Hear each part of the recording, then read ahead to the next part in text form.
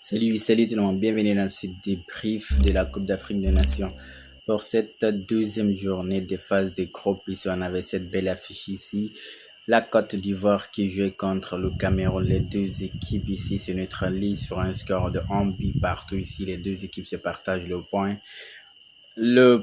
Chacun a un point et les deux équipes sont à 4 points chacun ici. Je crois que c'est les deux équipes là normalement qui doivent se qualifier pour ce groupe-là. On a quoi? Mozambique et le Gabon. Gabon qui est déjà éliminé de défaites de suite. Donc on verra bien la troisième journée ici. La Côte d'Ivoire va jouer contre le Gabon et le Cameroun contre la Mozambique. Mais déjà, dans ce match ici de derby ou j'ai envie de dire ici, puisque le Samuel Eto'o, sa femme est ivoirienne, donc on dit que ce sont les beaux-frères qui s'affrontent. On a vu vraiment un bon match entre ces deux équipes-là, la Côte d'Ivoire et le Cameroun, mais c'est déjà la Côte d'Ivoire qui a bien commencé le match dès les 10 premières minutes ici. Si vous regardez le momentum du match ici, c'est la Côte d'Ivoire qui était devant, la Côte d'Ivoire a dominé, la Côte d'Ivoire qui s'est créé des occasions. Malheureusement, pendant le premier quart d'heure ici, ils n'ont pas réussi du tout à marquer. Quand même, ils ont eu des occasions. Il y a eu même un centre, presque centre-tir là-bas, de la gauche vers la droite qui a heurté la barre. C'est revenu sur Ahmad. Ahmad a fait une remise ici, mais Franck ici, c'est pas du tout bien couché sur le ballon pour le 4. La Côte d'Ivoire était beaucoup plus dangereuse dans ce quart d'heure-là, mais par après, au fil du match ici, Cameroun s'est installé, Cameroun s'est essayé de poser le jeu ici à travers son milieu, surtout les deux jeunes-là. Ils ont sorti une top performance au milieu là-bas, il faut le reconnaître. Carlos Baleba, le joueur de Brighton, et le joueur d'Aji Oxel ici, et Daniel Namasto, c'est ça, Namasto. Non, top player. Vraiment, ces deux joueurs au milieu aussi, ils ont fait du bien au Cameroun ici. Devant là-bas, Mbemo aussi s'est géré. Yongwa sur l'aile. Voilà, ils ont bien joué, il faut le reconnaître. Vraiment, le Cameroun face à la Côte d'Ivoire, c'était un bon match, surtout en première mi-temps ici. Ils sont sortis sur un score de 0 but partout ici. Puisque même le Cameroun aussi a eu des occasions. Il y a eu des centres là-bas. C'est la barre transversale qui a sauvé le gardien de la Côte d'Ivoire ici en première mi-temps. Il y a un ballon là-bas. Il a touché le ballon du bout des doigts, ce qui a fait que le ballon est un peu monté pour s'écraser sur la barre transversale. Sinon, Cameroun ici était encore beaucoup plus dangereux dans les occasions que la Côte d'Ivoire. Mais ces deux équipes-là, vraiment, je crois, on s'est régalé.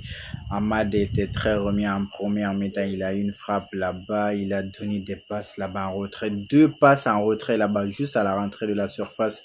La deuxième, c'était pour Seko Fofana. Seko Fofana, à cette distance, il ne s'est pas du tout couché. Heureusement, le ballon a été contre, c'était corner, mais il pouvait faire mieux encore à cette distance-là. Le ballon remis ici par Amad Diallo, c'était un bon ballon. Yann Diomandé sur son côté, toujours remis à l'attaque, c'était le numéro 9 ici, Bayo, qui a été préféré ici à Wilfried Zaha, qui avait joué ici le premier match ici, mais dans ce match, c'était Bayo qui était l'attaquant des pointes au milieu. Là-bas aussi, Seko Fofana aussi n'avait pas été titulaire au premier match ici, mais là, c'est lui qui a joué étant titulaire au milieu là-bas avec Franck ici et Sangare, je crois, ils se sont gérés.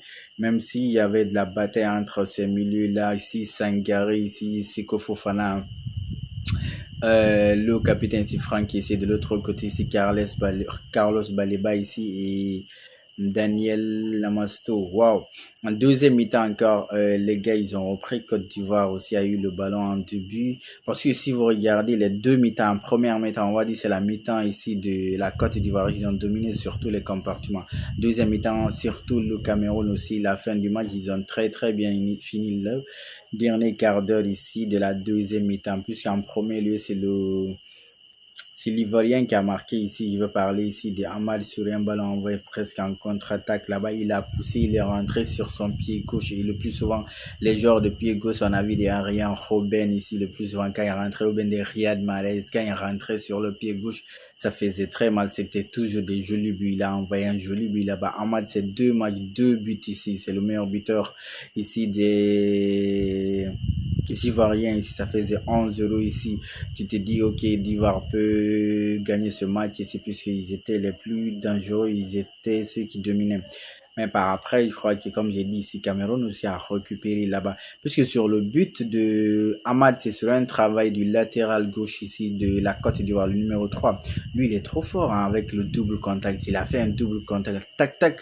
Il a laissé le gars Chamado, c'est ça. L'autre latéral de Cameroun, il l'a laissé là-bas. Il est parti. Il a envoyé un ballon là-bas.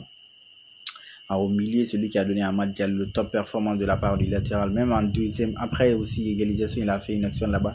Là-bas aussi, il pouvait marquer. Malheureusement, le ballon n'est pas passé. Maintenant, l'égalisation du Cameroun est venue où je trouve que c'est ce but-là, je crois que on a dit c'est un CSC, mais je crois que le fautif dans ce but en plus, c'est Yahya Fofana. Il était en avance. Le ballon a été frappé par Chamado qui a été fautif sur le but de la Côte d'Ivoire. Là, c'est lui qui marque, qui est ici impliqué sur le but du Cameroun. C'est plus que c'est lui qui frappe et le ballon est contré par le défenseur de la Côte d'Ivoire ici. C'est qui a laissé aucune chance ici au gardien Yahya, puisqu'il était en avance. Il a essayé un peu d'envoyer ses bouts du doigt, mais il a été lobé. Ça faisait un but partout. S'il était un peu en avance, il aurait pu sortir ce ballon. Malheureusement, ça faisait 1-1. Les deux équipes se neutralisent sur un score de 1 but partout ici. Ils se sont partagés les points. Je crois, comme j'ai dit, les deux vont se qualifier ici, premier et deuxième à 4 points. Il reste une journée. Malheureusement, le Gabon est éliminé, mais je crois qu'on s'est régalé. Vraiment, Bemo a essayé d'exister là-bas sur certains contre-attaques. Il dépasse vraiment top player de ce côté. Et dire qu'il y a beaucoup d'absents du côté ici de Cameroun et c'est un nouveau coach. C'est bien, on verra bien ce que ça va donner pour la suite de la compétition, mais ils se sont gérés. En attendant le prochain débrief, on continue de liker, on s'abonne et surtout, on reste safe.